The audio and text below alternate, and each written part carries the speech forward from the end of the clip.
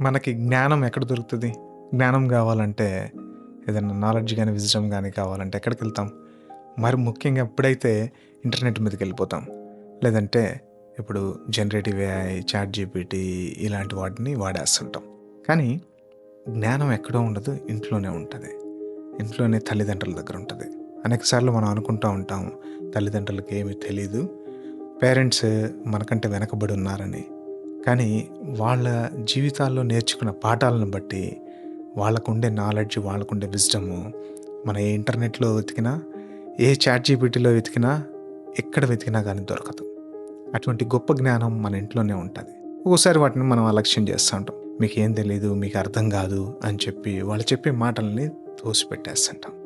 మనం చిన్నప్పుడు బయట ఆడుకునేటప్పుడు అందరూ పిల్లలు సైకిల్ తొక్కుతూ ఉంటారు. కానీ మనకేమో సైకిల్ రాదు. అప్పుడేం చేస్తాం? డ్యాడీని అడిగినప్పుడు డ్యాడీ ఒక సైకిల్ కొనిపెట్టి నేర్పించడానికి ప్రయత్నిస్తుంటాడు.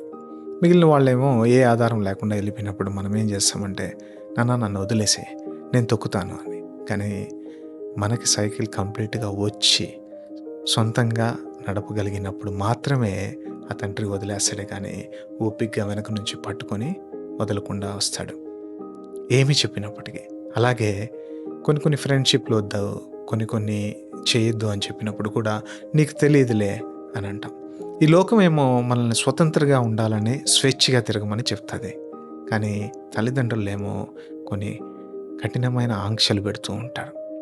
అవి ఏంటో మనకి ఇప్పుడు తెలియకపోవచ్చు. కానీ పెద్దయిన తర్వాత లేదంటే భవిష్యత్తులో వెనక్కి తిరిగి చూసుకున్నప్పుడు మనల్ని కాపాడడానికి వాళ్ళు ఎన్ని ఆంక్షలు పెట్టారో అప్పుడు మనకు అర్థమవుతది.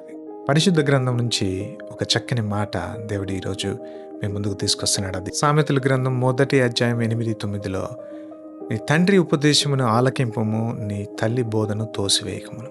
అవి నీ తలకు సొగసైన మాలికయు, నీ కంఠమునకు మంచి హారముగా ఉన్నవి అని.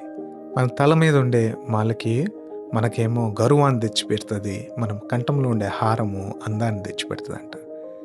జీవితంలో తల్లిదండ్రులను గౌరవించిన వాళ్ళని దేవుని యొక్క ఆశీర్వాదం ఆకర్షిస్తుందంట.